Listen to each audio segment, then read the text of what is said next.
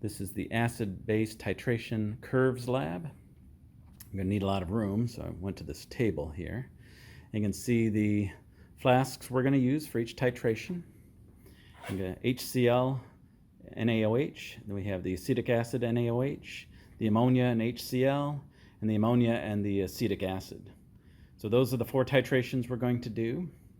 The acids are always going to go into the flask, and the bases, there's the 2 bases, sodium hydroxide and ammonia, that will go into the burette, one at a time, of course, as needed.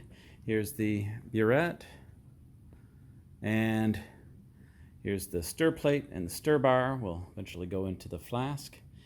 Burette to funnel. And then I don't have all the solutions here, but this is the starting, the 2 that we start with, the sodium hydroxide and the HCl. And then here's the pH meter. This is the probe, and it's in that white plastic bottle, contains a buffer solution so that the pH meter doesn't dry out. And then, here is the monitor, and it shows that the buffer is at 4.43 pH. So we're going to, so when we find the endpoint for this titration curve, we're not going to look for a color change. There won't be any. We're not adding in any indicator. We're going to just watch it for ourselves. And we're going to see that the pH, or the titration curve, that looks like a kind of an S shape. It slowly rises, and then it should jump up really fast, and then it slowly rises again. So it kind of looks like an extended integral sign. But we're going to get that data, we're going to plot it for ourselves. Okay, so that's what we're doing.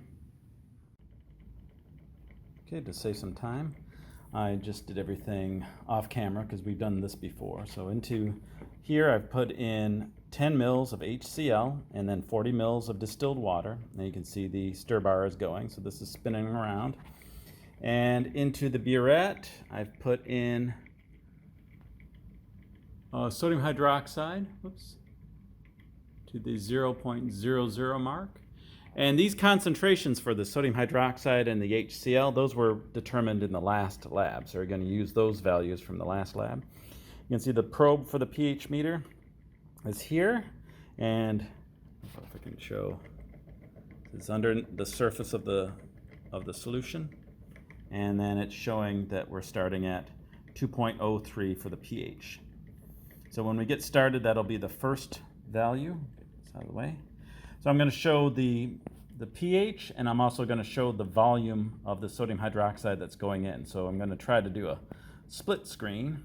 If that doesn't work out, I'm just going to say what the volume is, but I think that it should work. We'll see. First try at it. Okay, so we'll get started in a moment. So I just said in the video that we'll get going, we'll get started, but this is a week later because I couldn't get the split screen to work the way I wanted to, so I had to build this setup. And what we'll have, here's the reaction, there's the pH probe, then up here we'll have the burette and the pH meter, and that's where I'm going to put the camera. And then we'll watch the volume drop here as the pH should be rising here. So I think it was 2.03 or 2.04, but this is a different time. So 2.09, that's still very close to what it originally was. So we'll start at this point. So I just wanted you to see what's involved here when you can't figure out the technology for the movie maker I'm working with. Okay, anyway, so we'll get started now. So before adding anything, you can see we're at 0 and the pH is at 2.09. So I'm going to add in 1 ml and see what happens to the pH. This is 1 ml of the sodium hydroxide solution.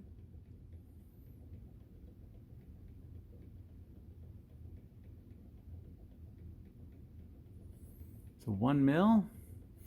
And we have a stir bar, so it's mixing up pretty fast, but the pH meter still needs a moment or two to adjust. So there we have our value. And it might bounce around like that, but 2.12 or 2.11 will not make much difference as when you're when you're graphing it. Looks like it's settled in. So we'll go to the next. So we're just going to keep dropping down 1 mil.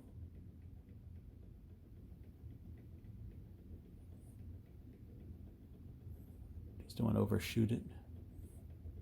If you did this in the lab and you overshot it, it'd be fine. Just state what the volume is. You just won't have the smoothest curve. Okay, that's 2 mils and 2.15.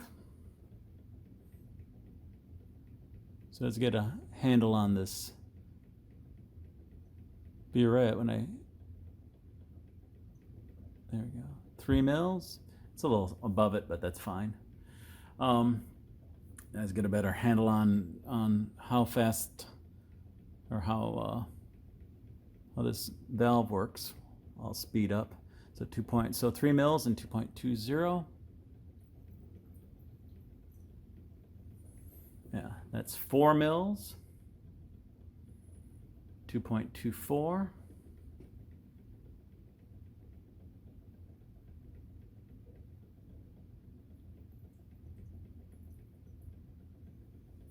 Five mils, and so it's going to go up very slowly at first, and eventually it's going to hit that inflection point, and it's going to jump really high. It's going to go way up, probably to 9 or 10 in pH. Okay, we'll go to 6.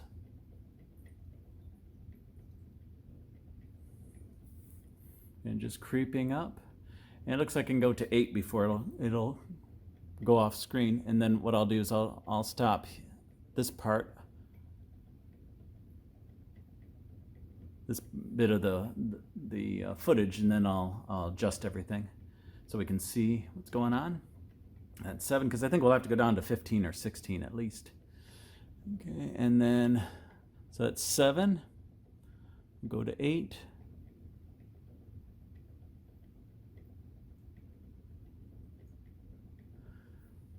And there we are at 8.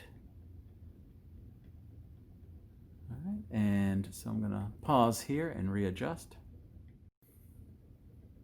This is at 8 mils, and I think the pH went up a little bit.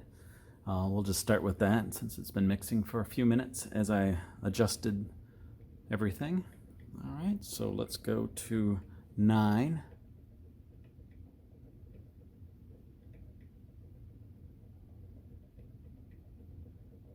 Eventually.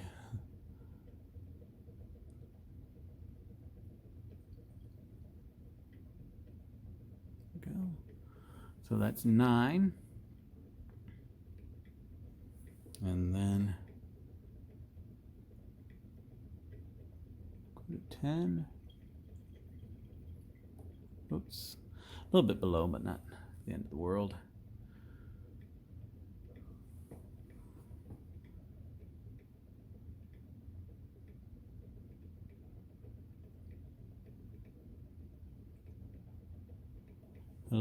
Okay, now it's starting to move a bit. And somewhere along the line here, it's going to really go through the roof.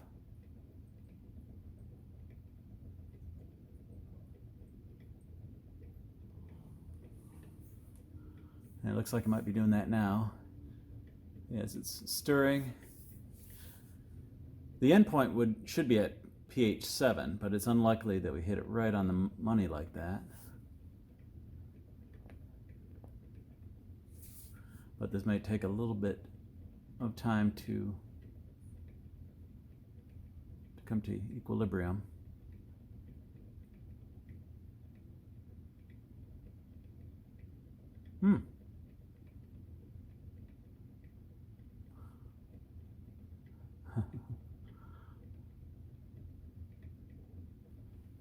Okay.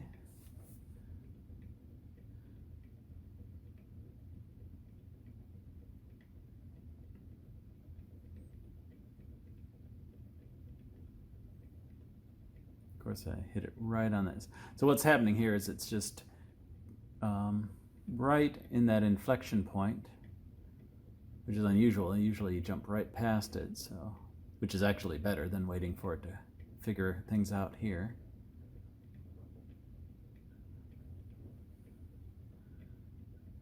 Okay, but the next one we put in is, it's going to really jump up. So somehow I managed to hit it. Is it going to go right to 7? That's the only reason I'm waiting now to see, did I hit it right on 7? That'd be amazing.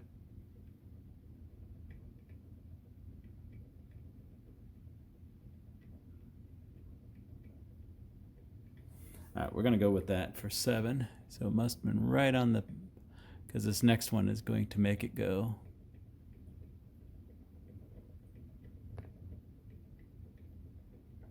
There. Okay. Yeah, see, so yeah, that 12 was, I mean, it's very unusual for it to hit just perfectly like that, right on the middle of that inflection point, but that was pretty close to the end point at 12. So we'll go to, and you can see now we're past, now all we're doing here, if you looked at the curve, we'd see that it would be like a slow rise and then it'd be this jump up. And now it's going to hit that upper part where it's going to keep rising, but not very quickly, because we can only get to maybe about pH 12. So I'm just going to keep adding in 1 mil. Are we still on camera? Yeah. So here's 15. And you can see it's going to probably stay, it should get to 12, but it's going to take its time now, just like it did at the beginning, where we're stuck in the pH 2 range. And then here's 16.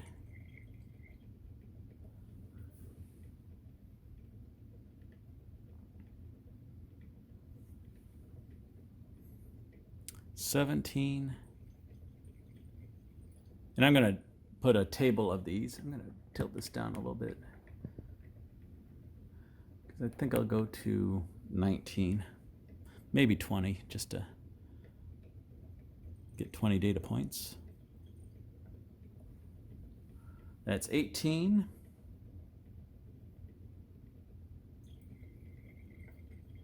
19.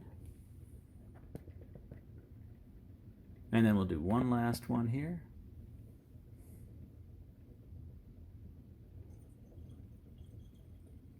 At 20. Okay. So I'm going to put all of these, the volumes and the pH in a table, and then I'm also going to show the tables of the other 3 titrations.